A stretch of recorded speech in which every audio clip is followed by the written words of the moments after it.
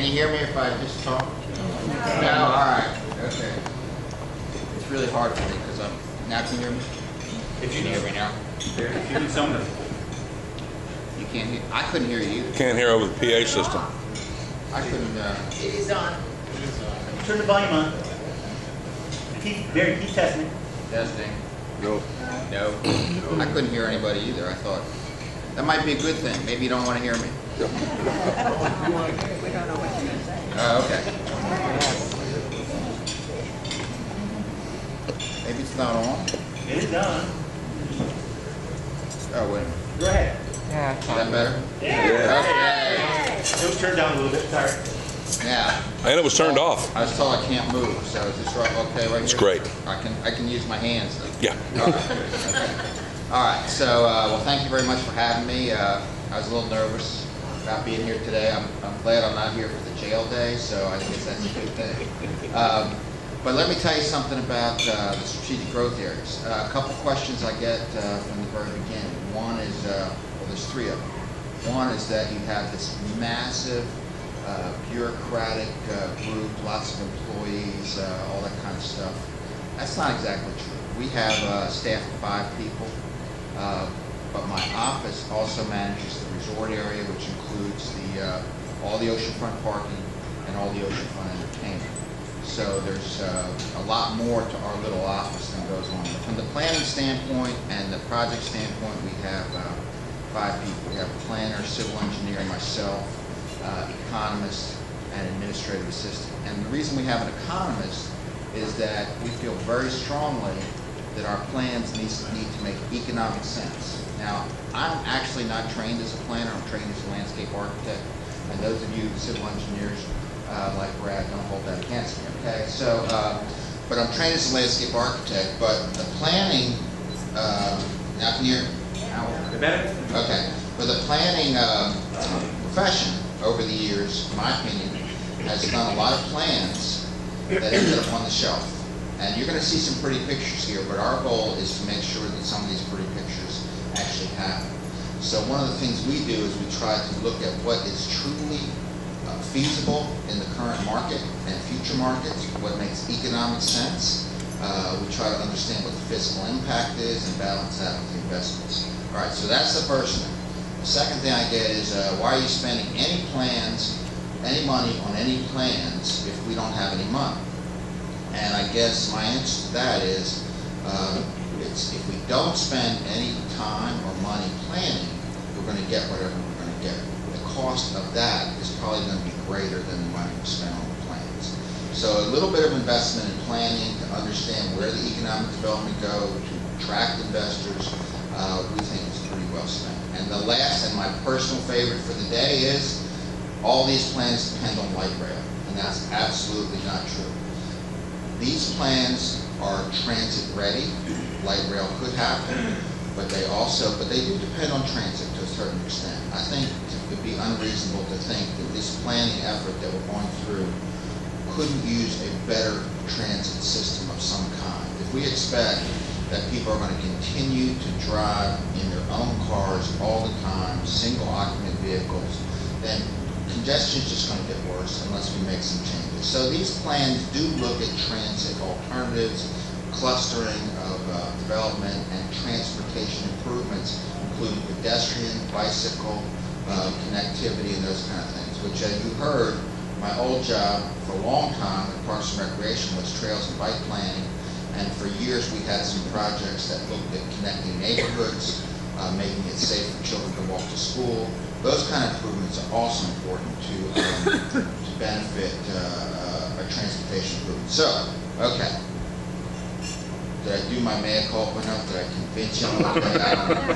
All right, so I'll do this. I'm a little dyslexic, so I've got way too many things to do at once, so that the microphone always throws me off. But anyway, I'll try. So the SGA's, Yeah, if you want. a little. I promise I'll stay here. This is a picture of your comprehensive plan. I apologize, it's going to be hard for my blocking anybody. Of the city, and that shows all the comprehensive planning areas. If you look in the center, that's primarily the strategic growth areas that are, and I'll show you those. But what we try to do is plan for the future. Key concept here is if we plan for development and redevelopment in these areas as opposed to continuing to expand what we plan as called green fields, then we can redevelop areas and provide places for people to live, places for people to work.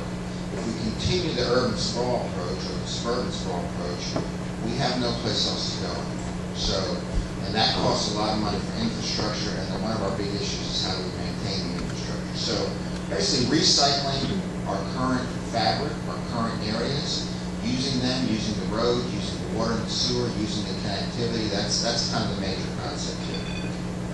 It's a big part of our strategy. These are the strategic growth areas. There's 8 of them. Most of them are along the interstate corridor and Virginia Beach Boulevard corridor.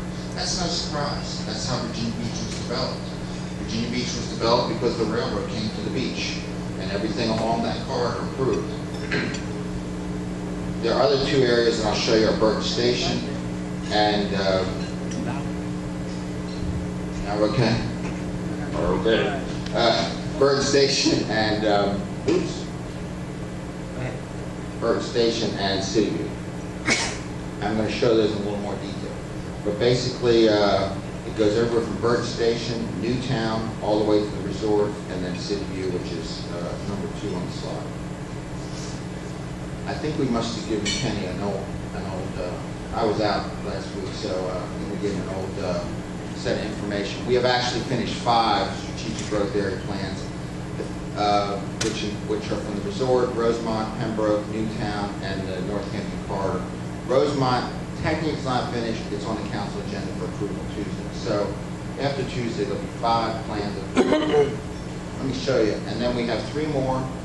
My goal was to finish all of them by 2012. Everybody says, what's the rush? Again, I feel that we get them done. We are in place for grants. We're in place for planning. We're in place for highway improvements. Get them all done as soon as possible. When we do an approved plan, we have 5 approved. Our first step, I hope I'm not boring. I'm sure I'm boring you to death. The first step is typically look at the land use regulations, because what you'll see in the plans are land forms and land assemblages that are not typically allowed in our current zoning. Our current zoning is what they call Euclid zoning. It has nothing to do with geometry. It has to do with a town in Ohio called Euclid, where was the first zoning law held up in court, where they had separate uses. So they separated uses. So you'll see Virginia Beach is what is typically residential, is separate from office, is separate from industrial. They're all separated. And some of the more new approaches are called multi-use or multiple uses, where you mix some of those compatible uses so that people can work, they can shop, and they can live in a close proximity to each other rather than always having to get in a car and commute. So that's another major concept. So we try to change the land use plans, we identify capital projects, we try to prioritize projects in certain areas so that we're doing a utility project, a road project, a park project, all in one area at the same time so we get more benefit from all the projects. These are hard to see, but one of the big things we do is public involvement, communication. So every one of our efforts has a significant public involvement piece, public meetings. What a shock, we use the internet a lot now. We post a lot of things on the internet. We do email blasts, and I have cards. So if you need to get on a mailing list, that's an email mailing list, not a paper mailing list. Let me know, and we'll get you on there. Also, what we do is things like this. We go out. We have lots of marketing brochures. We have booklets. So if you are in an area, you either live in an area, you're looking for a business development opportunity in an area, please call me, come to our office. We'll give you some planning documents, some guidelines, some opportunities maybe if you're looking for some business opportunities. So we do a lot of that. Probably one of our biggest challenges, what a shock, is change. So when we go to change land use regulations, typically that's very difficult. We're going through that process at the oceanfront right now. It's been a very difficult process to change the zoning. Again, we could either just do nothing and let the developer try to figure it out and try to work through current zoning, but we think it's better to be proactive try to figure out what the zoning change should be, and then help future development. Now, this is probably your favorite slide of the day. This happens to be the light rail line. Like I said, these don't depend on light rail, but it is kind of interesting that these areas for development, a lot of them overlap. The first one was the proposed light rail line, and the second one is how the SGAs overlap. Now, you can look at it one way. Did we put them there because of the transit line or the potential? But the railroad was already there, Virginia Beach Boulevard's already there, the interstate's already there. That's our major form of transportation. So it's no shock that the development areas, the potential improvement areas, are right along that line. Now, you can't see this again, I'm sorry, but you know what? We can post this for you. We can post it on our website, the entire presentation. We'll do that if you want. I think one of the biggest things I like to explain to people is they say, well, you're going to build all the strategic growth areas like town center. They're all going to be the same. You're going to build another New York. First of all, economically, there's no way to do that. Second of all, we don't want these areas to compete. We want them to be compatible. So, for example, we think of the the Pembroke area clearly as the central business district of this system. We think of Newtown as a possible, primarily keynote on development, office development district. When you look at these plans, you'll find a lot of undeveloped land, a lot of parking lots, a lot of unused spaces. We look at Rosemont. We're looking at Rosemont as primarily residential improvement, very little office development. Hilltop and Lynn Haven cannot have residential because they have restricted easements from the Navy. Then you have the Oceanfront Resort. Burton Station we see as a primarily business office development area related to defense contracting, technology zone, and the interstate. And then Centerville region obviously is related to education region and housing. So when somebody says they're all the same, they're all town center, they're all going to be, high buildings, it's not exactly true. There are specific plans to meet those areas. One thing I've really been surprised and yet, pleased about is every one of these plans we've done has had more and more and more public involvement. We've had more people come out, more people get involved. Years ago they used to say people my age, they said, well, those old people don't have the internet. They don't have email. That's not true anymore. So we post a lot of stuff out there, and we can post this out there and send you all a link, and you can I can get this back to you. It's hard to read too, but if we look at one of the things that we look at is the development potential in different areas. So if you look at these different areas, we have already, from a market standpoint, this is some crazy thing, we just drew pictures on a map and said this is how much office you can develop. We've had part of our consulting team as research analysts, economic analysts, come in and say, what can the market over the next 20 or 30 years, what can the market absorb? And so we look at that, and we've got in each one of these areas, we've identified office. I've broken it into, it's a little bit more complicated than this, but I've broken it into commercial, retail, office, residential, and hotel. So a tremendous amount of potential development in these areas. And the problem is how we figure out how to get that done. But anyway, I'm going to quickly go through the plans for each area, very quickly. The ones we have, Burton Station, I'll show you where that is. You can't see this plan, but this is how they work. They have roads, they have residential improvements, they have drainage improvements. We try to implement them all together. One of my personal goals is that these plans will be environmentally sensitive. They will address water quality issues that are going to be required of the city and every other place in the country. Instead of having to come back and retrofit, as we develop, I believe we should include the water quality improvements, that's stormwater, that's drainage, that's what they call BMPs, that's lakes, that's ponds, that's forest paving, that's green roofs, that's all those kind of things that I believe are going to be required of development. It's going to be easier to do it the first time than to come back and do it later. I see see, I got somebody nodding at me. That's good. All right.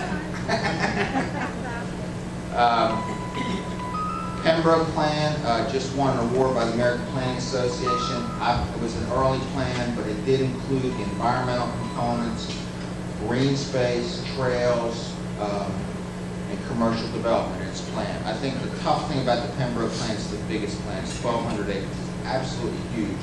But we see that probably the key issues in that area are the Thalia Greenway, Market Street extension, that's from the Dix that goes back over to Bonnie Road, Cleveland Street extension and redevelopment, Lavender Lane extension, and then the 264 interchange, which provides a lot of congestion in that area. So, again, when everybody says you're talking about light rail, we are really talking about transportation improvements that make these areas more livable and more usable.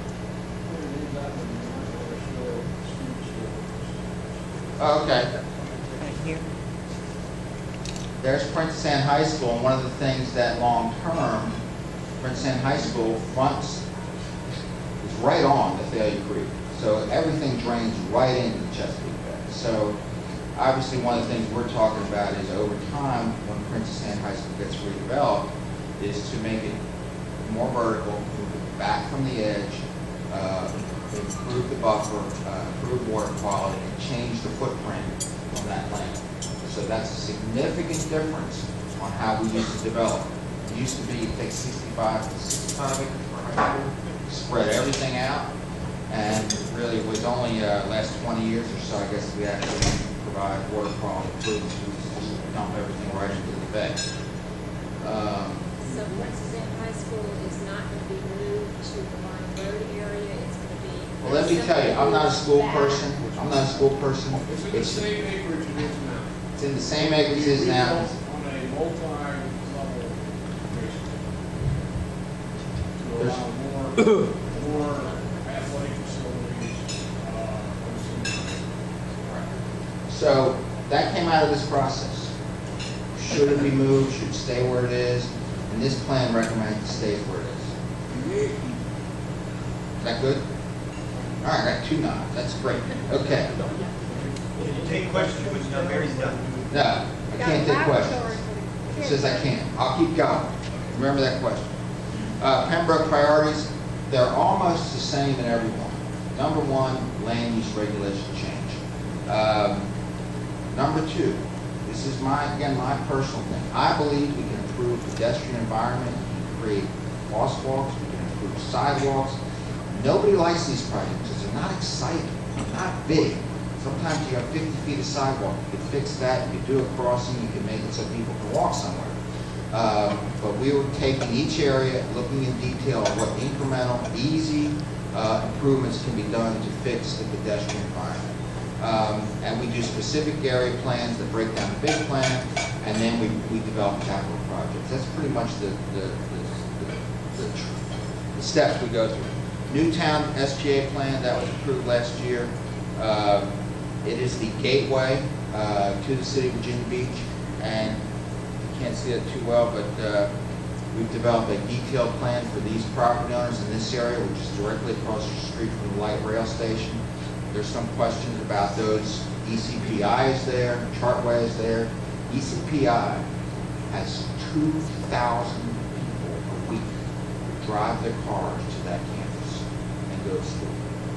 They see light rail transit as a huge potential for their clients to make sure that they don't have 2,000 people trying to park there during the week.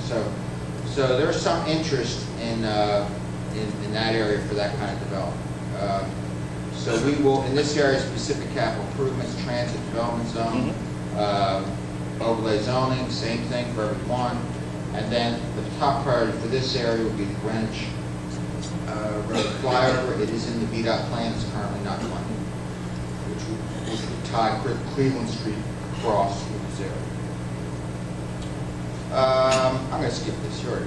Rosemont, that's the one that's going to be approved next week. Rosemont is a little bit different. Rosemont, from the environment, I know it's got a nod from the environmentalists. Rosemont is something like 85% impervious area, between roads, parking lots, and buildings. There's almost no green space. Rosemont is right by the Rosemont interchange. The top priorities the citizens identified were improvements to that interchange, pedestrian improvements so they could cross Virginia Beach Boulevard were critical. And then again, we need to do some overlay zoning. Really simple concept is there's lots of big parking lots. Over time, the way some of the good designs coming in, they infill with some other type of development. We also think there's way too much parking out there. We've tried to reduce the parking requirements. We're going to continue to try to reduce the parking requirements, but we think that our own zoning laws and development have probably created way too much parking. Now, you heard that I worked on the ocean front, and I worked on the boardwalk and Atlantic Avenue, and that was, I hate to be embarrassed to say that was 25 years ago. So the boardwalk improvements are about 25 years old. Atlantic Avenue is 20 years old or so. But we're still working on it. That's the funny thing about these plans. What we had on these plans 25 years ago, some of it's just started to happen. So we have always said there's 3 areas in the resort, and that's the Alaskan Road, 19th Street, Central area, and Marina through the Loop area. 3 primary areas for development. Alaskan Road is open. I'm surprised I lived through it with a few other people, but it's open. It seems to be a success. The next phase will start construction in October. We're looking for, other than some minor traffic issues, I think people are pretty pleased with it. We're very pleased that the businesses in that area survived the construction and seem to be doing very well. We work very closely with those businesses to make sure they made it through that. That's what hopefully that area will look over time as an example of how we look at development. In the Central Beach area, we're looking at a couple major projects: Convention Center Hotel, 19th Street corridor improvements, and the Dome area development. Again, I didn't expect you to read this, but this is the kind of planning we go through to identify all the different projects in one area, so that as we build one project, we're thinking about how it affects another project, how they relate, what infrastructure needs there are, what the timing is, what the sequence is, how it affects construction. I still feel like I'm bored to death, but nobody's nodding out too much. Okay. All right. This is a picture of what the Convention Center Hotel could be like. There is no, we are working on some public-private development. However, there's no announcement. There's no final deal. Yeah. 19th Street corridor, right in the middle of all that. We'll tie it all together. We're looking at developing an 80-foot right-of-way in that area, which would be a typical streetscape improvement like Atlantic Avenue. So over the years, the Atlantic Avenue improvements are starting to extend down the side streets with wider sidewalks, street trees, and that's the same concept for this area. The Dome area redevelopment, there is a developer that has a contract through the end of September, a development agreement. As of yet, we still do not have an agreement for the Dome area redevelopment, which would be a mixed-use entertainment area of about 400,000 square feet, right where the Dome was and the park grounds. Form-based code is something else we're working on the oceanfront, which changes how you allow uses, what they look like. We're working through that. We're tying that in with our parking strategy. Throughout every one of these projects, the question always is parking. How can I get incentives for parking? How can I get parking? How can I make the parking work? Those kind of things. So we need to do a better job at understanding parking and sharing parking, creating incentives to develop parking, and hopefully develop a different approach to parking. So by the end of this year, we hope to have form-based code and a parking strategy for the resort all tied up in a comprehensive package. That's our goal for that area. Rudy Walk, we've been working on that. Another one I've been working on for a long time, and that's to get a walkway under the bridge from Winston-Salem Road all the way to the boardwalk. And that's been tied up in court due to ownership issues, but we are very close to finalizing all this, and we hope to be under construction in the next couple of months to build that walkway. And that's been very popular. In theory, then you can go anywhere in Shadowlawn or even along Pacific Avenue. You'll be able to go under the bridge, never cross Atlantic, never cross Pacific, and get onto the boardwalk. So it'll be a really nice bike loop. Aquarium, just to let you know, the Aquarium District Plan has been a very aggressive program in the resort, and we've had over 70 meetings on this. And this is a long-range, 20-year plan for development of the Aquarium District. It also includes the parks areas in there, so there's a significant amount of acreage, and that's the area from Norfolk Avenue to General Booth Boulevard, Burbank Road. So that whole area is being planned to be, and if I could say what it is, it's primarily a conservation, preservation theme. It's not a lot of development. It's preserve what you have, make it simple, make sure people can walk through it, enjoy nature. So that's probably the primary theme, with education is another component. Okay. I don't know about you, I'm tired. No, just kidding. So for all the strategic growth areas, parking management is a key issue. Land use overlay districts, specific master plans, pedestrian improvements. If I was to say what are the key issues, all those areas, that's the key things we try to focus on all. How do we get there? Another list of stuff, which makes it difficult, but we look at it more as guidelines than as requirements. But we need to look at transit-oriented development districts. We need to look at landscape green infrastructure guidelines to create better water quality. We need to look at tree replacement. One of the concepts is called LEED neighborhoods. That's neighborhoods that are transit friendly, easy to walk around. Workforce housing is a big part of this. How do we get affordable housing integrated in these plans? Those are all concepts that we've got here. Transportation is a big part, again, transportation, how people get there, how congestion it is. So public transit, Interstate 264 is critical. You saw how it went all along those corridors. So how do you get on there? What impact does that have? And pedestrian bicycle improvements. So we are located at Town Center. We are next to economic development. So I tell everybody, if you have an interest in a project, in a development, in just knowing what's going on, Warren Harris, Director of Economic Development, is next door. I'm right on that same floor. So we have all kinds of information to share. So if you need any information, we are open and available. And I have a lot I could share, a lot more I could share, but I didn't bring it all with me. So anyway, that's it. Did I do my 20 minutes? Sure. Okay. Now, I'm going to leave. I don't want to answer any of your questions. No, I'm just kidding. You won't make it out of here alive. All right. We're going to start with us. I said my wife told me to check my insurance policy before I left the house. Okay, go ahead. Yeah, hang on, Steve. Wait, stand up. Stand up. Steve, go. Question, in the Pembroke development area, yeah, I noticed that you're talking about Cleveland Street.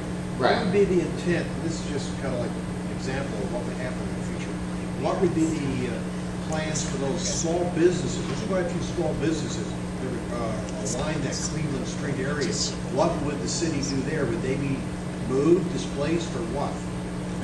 If they could be moved. I didn't say removed.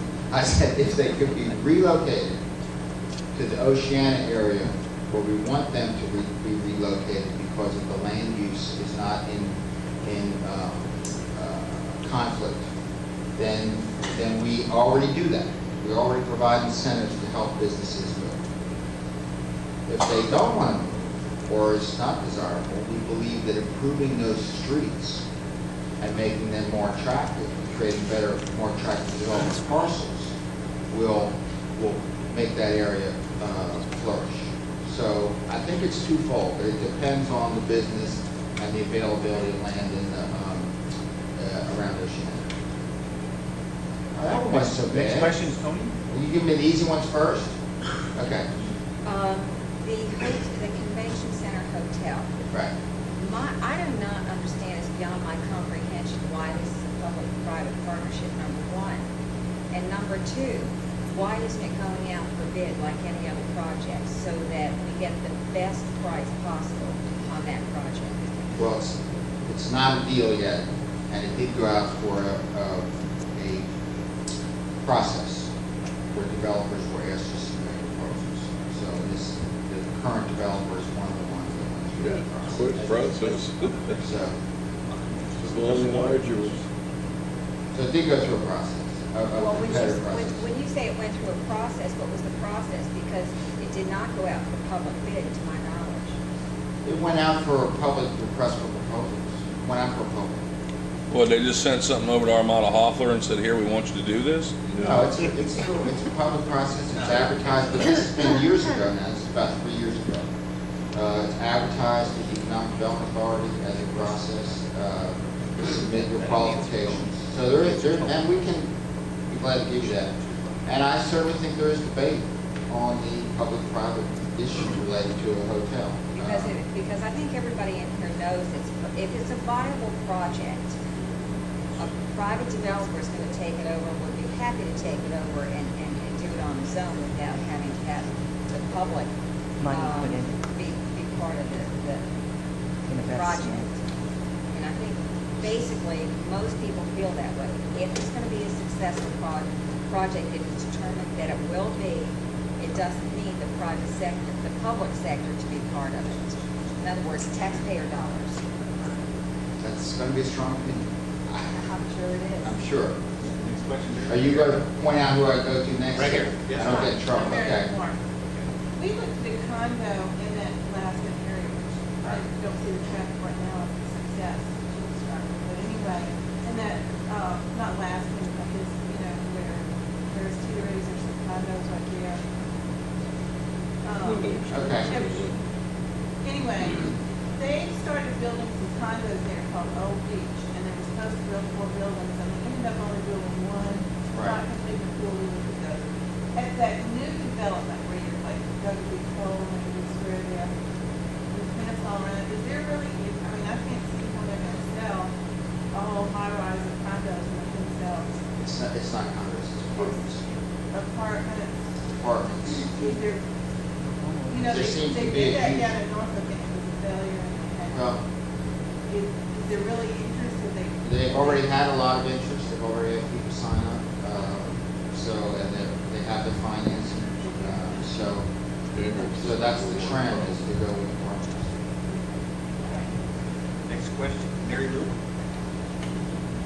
Excuse me, I take it that the light rail work on Cushman Avenue? I don't think I said that, I said I think this is transit ready, and I didn't say light rail ready. And clearly it's not for me. So,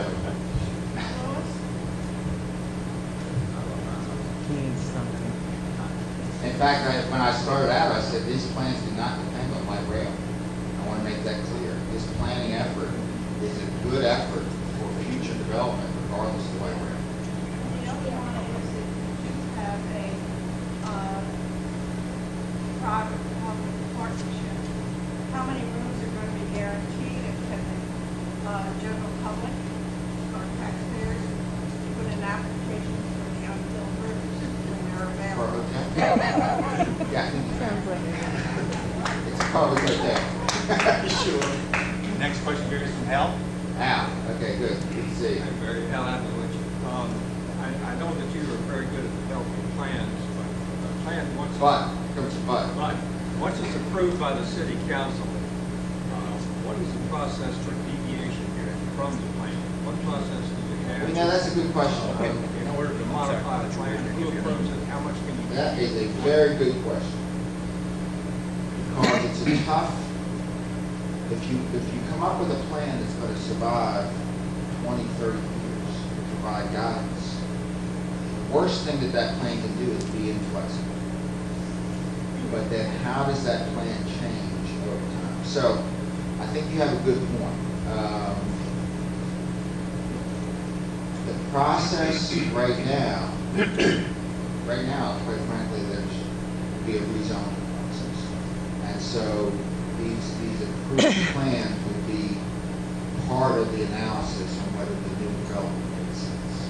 So the process would be the current planning, zoning, approval process, and with these plans being used as guidance. But you have a very, I don't know if you meant it this way, but I think you have a good question, because what we've been asked is, well, what if the office you're showing on this site is not doesn't make sense from a market standpoint. Or what if there's an interim use of 15, 20 years before you get, so how do you get there? And these plans show a outcome 30 years out. So the answer is that right now, until we have an overlay zoning in place, it's the current planning zoning process that would approve the development. If it doesn't meet the current zoning, it needs to go for rezoning. Or like in the paper, like front page of the paper, that pontoon homes, which were changed. If newspaper day told us, we're following the plan. I know I should have read that before I threw it in the front seat of the car this morning. We're gonna come over here, maybe to Leslie. Leslie Jones, I live out in Centerville area for many, many years, 30 years. The question, I saw a slide that had, it said Virginia Beach Boulevard diet. Diet. Could you expound on that for us, A please? diet. Virginia Beach Boulevard diet. Didn't want to use the word expand, huh? The diet is when you put more pedestrian and bicycle uses in that corridor. So it doesn't mean restrict the transportation in that area? As in cars? That is the recommendation of some of these plans. I don't think it's reasonable. Who recommended that? Well, that's a recommendation based on the current traffic flow. No, I didn't ask. I asked who made that recommendation. Do you know who made that recommendation? Consulting teams in all the plans we've had have had traffic engineers. And who's the consulting team that we are relying on? Can I just ask? Well, there are different ones for different projects. It's a difficult issue, depending on which side you are. If you believe the road should just have more cars and wider lanes and we should just do more cars, then this diet doesn't work. If you believe that shared lanes for bicycles, better pedestrian crossings, those kind of things could actually improve the way people get around without a car, then a road diet works. But it's very controversial, so I understand. Thank you. Jim? Barry, forgive me. I've been waiting for a question from you since the first moment I saw you. Cool. One question. I mean, you're talking about, well, this is, transit ready. I couldn't help but notice there's a lot of pictures that had a train in there, so I think that's pretty much a foregone conclusion. But I'm looking at these things here, outlining this and outlining that, and when a lot of them, especially up on Burton Station, the only real problem standing in your way is the rightful owner of the property. And I have to ask, are you guys just another version of a housing and redevelopment authority? That's what you're acting like. You're making plans for other people's land. Well, that's true, but how do you make a plan without showing people what the opportunity is? And there's no intention to condemn. All these property owners that we're working with are willing sellers. If they're willing to sell, in Burton Station, it's simply acquisition of very small strips of landfill road. And that neighborhood wants water and sewer, So you won't give it to them unless they play ball with you, right? Well, if you want to have a wide enough road to put the water and sewer in, and we pay for the land. It's a very narrow road in there, so bringing it up to a standard of a 50-foot wide road, which is very small, we have somewhere between 3 and 10 feet that we have to acquire from those property owners. So that's the only acquisition I know. In fact, when I took this job, they say the hardest thing you're going to have is that you're not going to have a very difficult time assembling property. Unless people want to play, want to be involved, want to assemble property, I don't know how we're going to accomplish this. So that's why the plan's in place to explain what the economic potential is, how it would be better to work together, or what they could do with their property. And every one of these, we have worked with the property owners and said, here's the concepts. Most cases, they've said, you know what, we like those concepts, we can't do it now, and we'll see how the market goes, and maybe in the future we can do that. That's what these plans are about, trying to plan the future. The next question is for Christy. Hi, Christy Frost. I keep hearing in all of these governmental agencies, everybody's talking about affordable housing, affordable housing, affordable housing. You tell me what you and the rest of the government considers affordable housing, because what you're saying sure isn't affordable for average people like me. I think you have a good point, because I think the definition is 30% of the mortgage payment, or whatever is 30% of your income. That's the definition. well then sometimes there's not much out there that's affordable. And So if you're building all these new projects and you're putting in affordable housing, who is it affordable to? The average person like me, or the people that are very, very rich and can afford hundreds of thousands of dollars for a place in a place like that? Is you're not making it affordable for the average person, you're making it affordable for the bankers and the developers and all of that, which puts all the rest of us out nowhere. In Portsmouth. Yeah, in Portsmouth. Well, I think you have a good, if it was easy, we would have done it already. I mean, so I think you have a good point. It's a very difficult approach. If the question is how much do you subsidize housing to make it affordable, then the question, most of the neighborhoods we go to, they want to hear that it's market priced housing, not affordable. Most of the neighborhoods surrounding these areas are not interested in supporting affordable housing. So it's a goal. It's something we work through with our different policies. It's difficult to achieve, I agree. Next question, Chris? Chris Allen, one of the things that I look at as an engineer, the assumptions on which this is based, and you talked briefly about economic assumptions, but you did not cover these in your presentation. But, for example, Phil Schumacher was focused on Hampton's Roads Transit. I asked him what was the percentage of operating costs that were covered by box receipts from this thing was driven through. He said 20%, which meant 80% of the cost would be borne by taxpayers for light rail. When we look at this, how much money are we talking about in growth in taxpayers, what the taxpayers have today to afford this vision? Another good question. This is how people have asked us, why haven't you done a cost estimate for these total plans? Why haven't you costed out every little improvement? I think there's two reasons. One, we may not build them exactly as shown. And I believe that we will tend to build improvements based on some relationship with or encouragement of some private development. And they will typically be infrastructure. They will typically be roads, water and sewer, sidewalks, street improvements. But I can tell you, as we go to each project, for example, for the station project, I don't have it with me, but we have looked at the exact economic impact, fiscal impact for those areas, and an oversimplification I call it cost-benefit analysis. So it needs to pay at least twice the cost of the improvement. And we'd like to see more. So we do evaluate it for each one, but, you know. Just have a follow-up question for a citizen.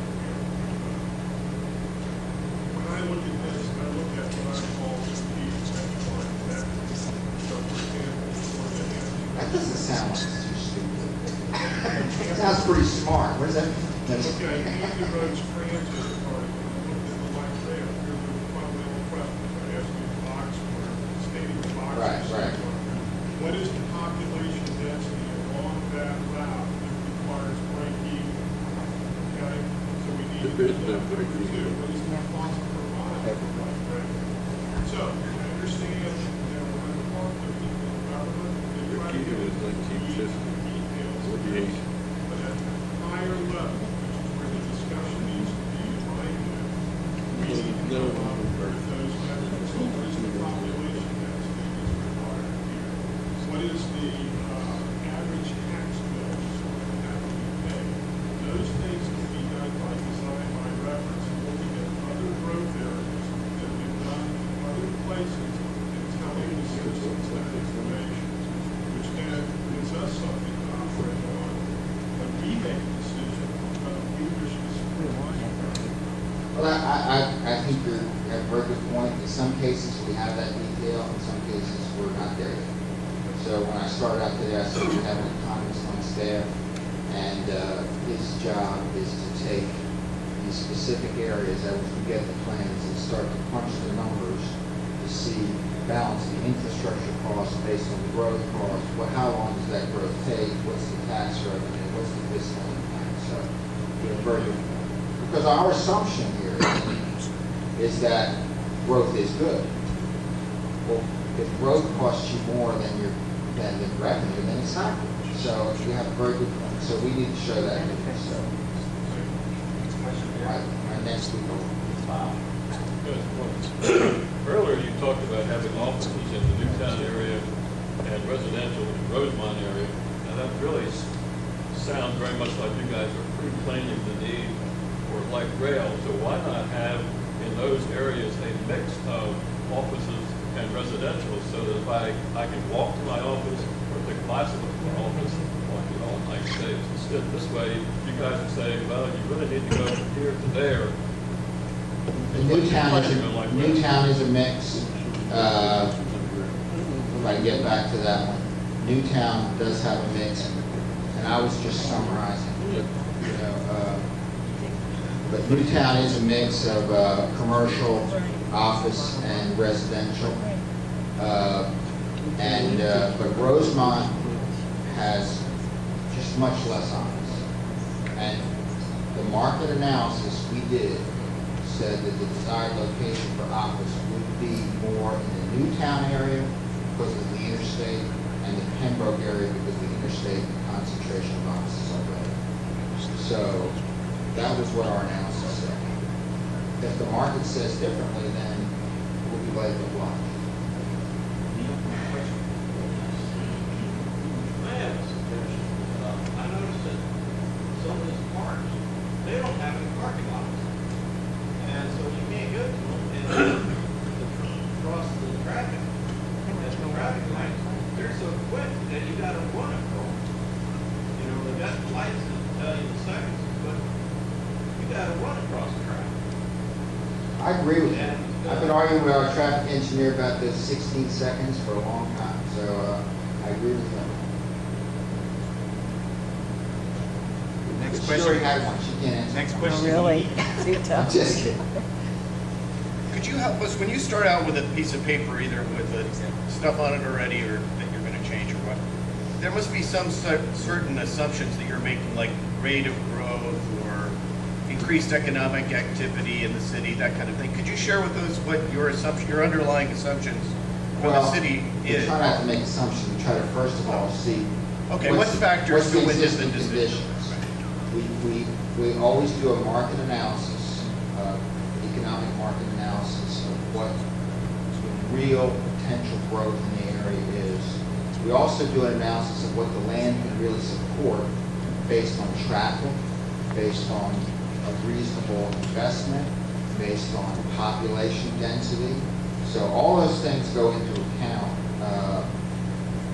For example, one of the assumptions, for example, we made on Rosemont was that a very high density was not appropriate based on what is recommended for the Pembroke area, and that it should support the area and its relationship to its adjacent neighborhoods. So that density should be relatively modest in comparison. So I guess you're saying that's it. But one of the things I think we've really done is that we've tied in, for example, in the old days, people would draw a box and they say residential apartments or office so many square feet, but they wouldn't take into account the traffic generation, the environmental impact, water quality, those kind of things. So we do try to put all those together in our analysis. Okay, but I'm wondering, if nothing changed, we wouldn't change anything, right? Right. So what factors do you expect to change, and can you tell us what those rates are? Like, are you figuring that our population will increase by 10% or? We're actually not projecting a very large population increase, 0.5 to 1% a year. Okay, then if nothing's going to change, then we don't need to change anything. I knew that's where you're going. But, Well, no, I don't know. I'm asking. I knew that's where you're going. I'm asking you if you're projecting some change. Right. What are your projections? The projected change is very low.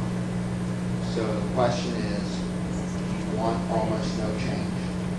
And do you want no growth? Or do you want pressure on suburban development south of the Green Line? want to change that pressure and take advantage of what we're calling fairly underused areas from density. If you go drive along Virginia Beach Boulevard, there are huge expanses of asphalt and in some cases empty businesses. Would it make better sense to redevelop those areas into great places to live, with good shopping and places to work, as opposed to going farther out, like other cities, like Atlanta or someplace else, and building more suburban development? So, I don't know if that answers your question. No, you haven't given me one figure. Okay. One finger? Number. So, I still understand what you're saying. I said the growth projected is very low for growth systems. So, well, I have to give it. I guess I don't have the answer to your question.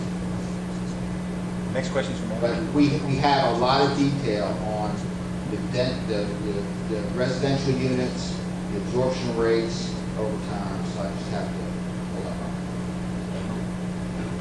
I'm Norm Bensky. I noticed in your presentation about the new hotel at the convention center. I'm not sure if you're that. Now, I understand that, well, getting back to that, there's an existing hotel there. Right. Double Creek. And I understand on very good authority that the owner is agreeable to modernizing and expanding his hotel. And that would eliminate the need for a new hotel and be a considerable savings to the taxpayer. So has Double Creek been given any serious consideration? I was trying to give you an overview of all the things going on. I am honest to say I'm not involved in that negotiation, that deal, so I don't have an answer to that question. Well, I understand that. You mean, I think I can take that as a no. Nobody has considered that. Oh, no, that's not true. That's not true. I know that for years that has been looked at as a potential. The question is the level of amenities, the quality of room, the size of the room, those kind of things. But it seems like that could be a significant savings to the taxpayer. Anyway, this is the point. I think everybody ought to be aware of. All right. Monkey, did you have a question? Yes. In the event that offshore construction comes on, gas development and so forth, you have a site reasonably close that can handle reasonably heavy industrial construction, like piping, heavy lift.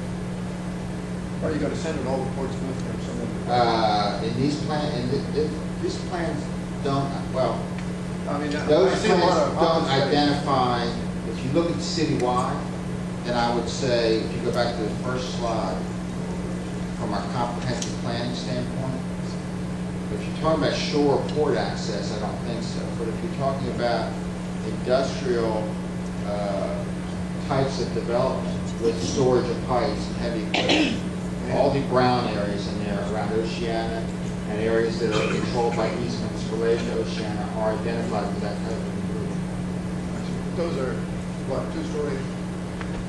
Well, those, I mean, again, those are not in the strategic growth areas. The strategic growth areas do not have areas identified for that type of work. That's true.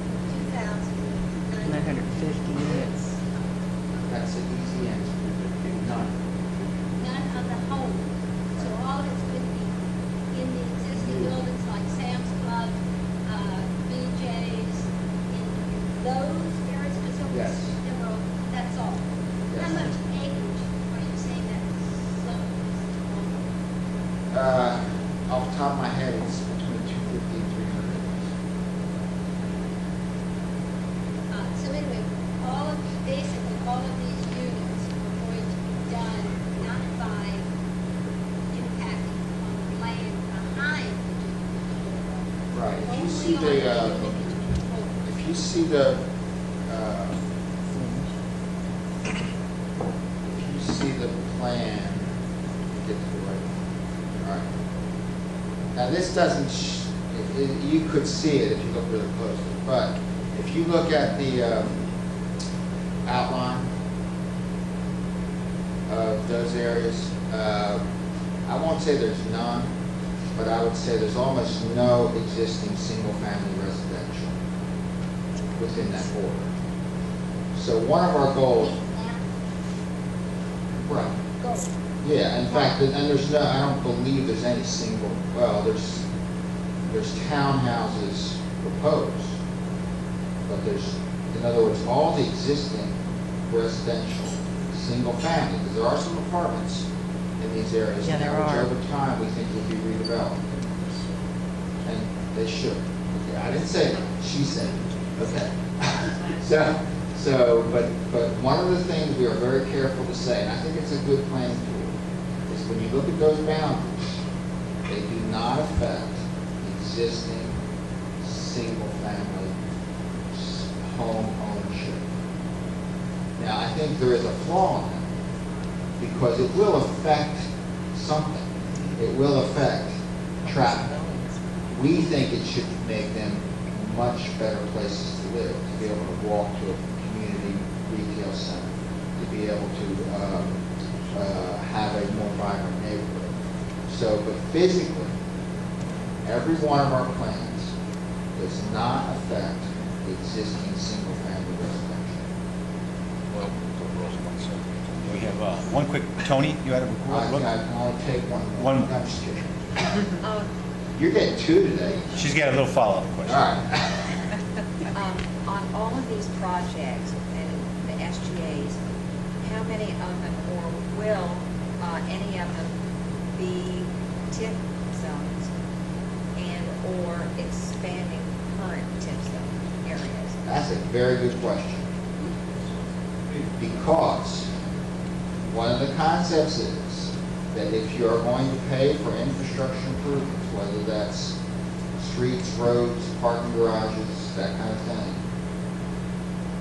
would it be appropriate to be a general fund